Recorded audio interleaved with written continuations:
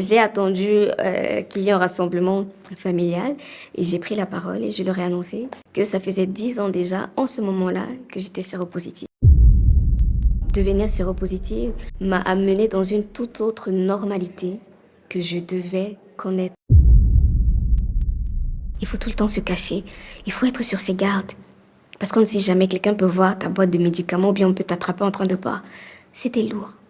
Donc je mourais à petit feu. Bonjour, je suis Gertrude Mbia et je vis avec le virus du sida depuis 11 ans déjà.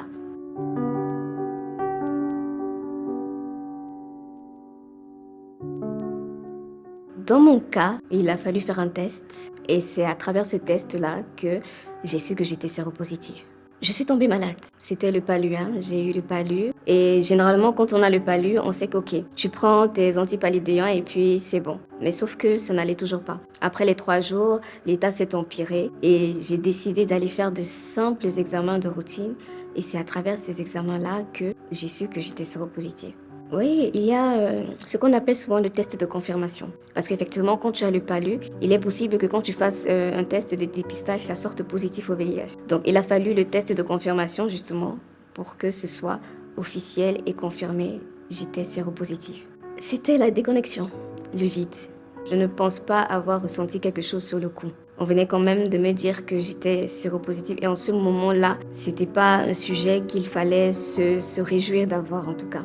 Donc c'était la déconnexion, le vide, mais après la peur de mourir.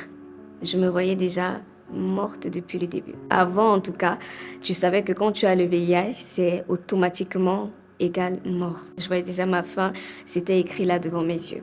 C'est en 2015, j'étais une simple étudiante qui menait sa vie d'étudiante aussi normalement que toute autre jeune fille. Je partais au cours, je sortais avec mes amis, je me faisais courtiser. Donc, une vie totalement normale. Quand tu es déjà séropositive, le plus important, c'est de savoir maintenant comment tu vas vivre avec et comment tu vas te protéger et protéger les autres. Dans mon cas, je ne l'ai jamais su. Je traversais une longue période de célibat en cette période-là. Donc, j'ai cherché. Je peux vous dire que j'ai été parano. J'en devenais presque folle. Je n'endormais plus la nuit. Ça me hantait. Il fallait que je sache par qui j'ai eu. Parce qu'on a l'impression que c'est que par voie sexuelle. Donc j'étais d'abord focalisée sur le volet sexuel. La dernière relation qui aboutit à un rapport, est-ce que c'était par lui? Comment? Mais après, je me suis interrogée pour savoir, est-ce que c'était pas au salon de coiffure? Est-ce que c'était pas une aiguille? Est-ce que c'était pas une lame? Mais j'en devenais parano. Et ça me détruisait. Ça me faisait pas du bien. Tout change. On dit souvent que quand tu es séropositif, plus rien ne change, mais tout change. Je dis toujours que la normalité d'hier n'est plus forcément celle d'aujourd'hui. C'est fini. Hier, j'étais pas séropositive. Hier, j'avais pas un médicament à prendre chaque jour. Hier, je devais pas être aussi consciente. Enfin, quand on est jeune en ce moment-là, on ne se préoccupe pas de certaines choses. Donc, devenir séropositive m'a amenée dans une toute autre normalité que je devais connaître, que je devais apprendre même à découvrir et à accepter. C'était pas facile. Alors là, pas du tout. La normalité là, l'accepter, c'était pas facile. Au moment où j'ai découvert que j'étais séropositive, la première personne à avoir été au courant, c'est ma grande sœur, d'office. Elle, c'est vraiment mon évidence. Elle a été la première à être au courant, étant donné qu'elle-même aussi, elle est du corps médical, donc c'était elle la première personne. Et par la suite, j'ai fait le choix de garder le silence. Durant toute cette période, le silence me tuait. J'en mourais à l'intérieur de moi. Ça m'étouffait chaque jour. À l'extérieur, j'étais normale, mais à l'intérieur, je mourais. Vous n'imaginez pas à quel point c'est même le silence qui nous tue. Le poids du secret. Il faut pas dire. Il faut tout le temps se cacher. Il faut être sur ses gardes. Parce qu'on ne sait jamais, quelqu'un peut voir ta boîte de médicaments ou bien on peut t'attraper en train de boire. C'était lourd. Donc je mourais à petit feu. Pour que la grande famille soit au courant, déjà il a fallu un énorme que je sois moi-même déjà guérie. Que je ne fasse plus du silence ma prison, mais plutôt mon choix et ma force. Il a fallu un long processus de guérison et d'acceptation de mon état. Vraiment plus dans la normalité que l'on m'impose, mais la normalité qui me semblait être correcte pour moi. Il était important pour moi que ma famille, qui me tient beaucoup à cœur, soit au courant. Pas à travers les réseaux sociaux, mais à travers ma bouche. Donc j'ai attendu qu'il y ait un rassemblement familial et j'ai pris la parole et je leur ai annoncé que ça faisait 10 ans déjà, en ce moment-là, que j'étais séropositive. Ça a été le choc, la surprise. Mais beaucoup d'amour, énormément d'amour. Le projet s'appelle Vivre, VIH-VRE, de l'association qui a vu le jour. C'est une association qui accompagne justement les personnes séropositives à redevenir acteurs et actrices de leur séropositivité. Parce que après, notre plus grand problème, c'est notre mental. Et face à notre mental, il y a la stigmatisation. Il y a la société et son regard, généralement qui est basé sur beaucoup de peur. Et malheureusement pour nous, séropositifs, on intègre un peu cette peur-là et ça nous bloque. C'est un blocage. On commence à vivre dans la honte, le déni, parce qu'on a dit que le VIH, c'était une maladie qui te juge coupable. C'est une maladie qui te rend responsable de cette infection. Alors toi, la personne séropositive, tu l'intègres et tu en fais ton identité. Tu te retrouves en train d'être le problème. Tu te retrouves en train d'être la victime.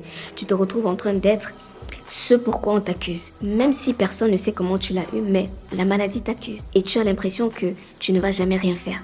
Et c'est justement pour redonner de la valeur, redonner un nouveau souffle en tout cas à toute personne séropositive que l'association a vu le jour. Parce qu'on le mérite. On ne mérite pas de vivre selon la peur de la société. On mérite de vivre dans cette normalité. On mérite d'être aimé et d'aimer en retour. On n'a absolument rien fait de mal. C'est pour ça que l'association a vu le jour. On est parti sur mon expérience, moi-même étant séropositive, et sur une toute autre approche, le mental, la psychologie sociale. On prend la personne dans son unicité. Tout le monde est différent. Tout le monde a sa peur. Tout le monde a ses besoins, ses attentes. Et c'est sur ça que l'on se base pour accompagner la personne. On accompagne, on discute avec les personnes, on réconforte, on donne des outils pratiques, des conseils pratiques à élaborer, à mettre en place au quotidien chaque jour. Concernant mon aspect relationnel, je n'ai absolument aucun frein. Ma séropositivité ne m'empêche absolument rien. J'aspire au mariage, j'aspire à une relation amoureuse, j'aspire à fonder ma famille. Le fait d'être séropositif n'est absolument pas un blocage. Au contraire, pour moi, c'est une force. C'est ma force. Et c'est aussi mon filtre d'amour. Parce que la personne qui vient vers moi, la personne vient en sachant que je suis séropositive. La personne vient en sachant de quoi est-ce que je suis faite. Et c'est ça ma force. L'homme qui m'aimera sincèrement sera avec moi. Dans le cas contraire, il partira, tout simplement. Et c'est pas grave. Et je suis patient stable, c'est-à-dire indétectable du début jusqu'à la fin. C'est un petit message à ma chère société. Tout le monde peut avoir le virus. Au lieu de stigmatiser, au lieu d'éviter, au lieu de fuir les personnes séropositives, il serait plus judicieux de pratiquer beaucoup de bienveillance et d'amour. Parce qu'on ne sait jamais, demain ou après-demain, on peut se retrouver dans la même situation ou bien avoir un proche qui est dans la même situation. Et au lieu de vouloir maintenir les personnes séropositives dans un état où elles sont le problème, on devrait plutôt apprendre à ces personnes-là à s'élever malgré leur séropositivité. Pour nous, les personnes séropositives, ce que j'ai à dire, c'est on mérite tout ce qu'une personne normale mérite. On mérite l'amour. On mérite de rêver. Le VIH ne nous enlève absolument rien.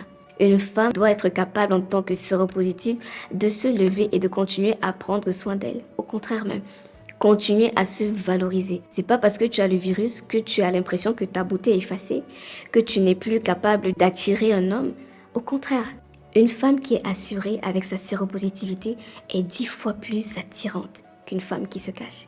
Il faut apprendre à se mettre en valeur avec sa séropositivité, à prendre soin de soi, à être conscient de son corps, de sa sexualité, de ce que l'on mange, de ses émotions.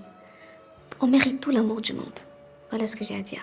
Si la vidéo que vous venez de regarder vous a plu et vous a intéressé, je dis bien, je ne suis pas le détenteur des droits d'auteur, donc dites ce que vous pensez de cette vidéo en commentaire. Ça, c'est si vous êtes sur ma chaîne YouTube. Mais si vous êtes plutôt sur ma page Facebook, STV ou bien toute autre page, regardez le premier lien en commentaire, il y aura la suite là-bas. Donc, il y aura la suite pour aller sur ma chaîne YouTube, voir le reste.